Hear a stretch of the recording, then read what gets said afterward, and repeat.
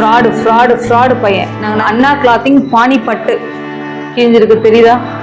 ஏ great Panipat அண்ணா clothing number 1 fraud பையன். அவன் நிறைய பேசிட்டோம் அவங்ககிட்ட. ஆனா அவன் வந்து உங்களால முடிஞ்சது நீங்க பாத்துக்கோங்க, உங்களால முடிஞ்சதை நீங்க பண்ணிக்கோங்க அப்படின்னு சொன்னதுனால மட்டும்தான் நாங்க இந்த வீடியோவே நாங்க போட ஆரம்பிச்சோம். என்னோட ஸ்கூல் ட்ரெஸ் இது, இங்க பாருங்க லோகோவோட இருக்கு.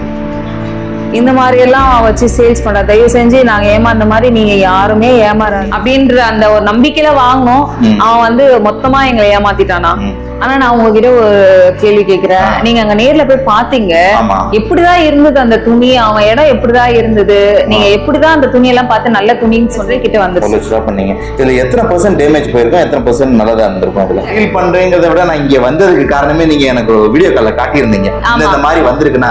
அதை பார்த்த அடுத்த செகண்டே நம்ம இதை பத்தி நம்ம ஒரு அவேர்னஸ் வீடியோ பண்ணணும் என் மனசுல தோணுச்சு. நீங்களும் அந்த மோட்டிவேஷன் தான் இருந்தீங்க.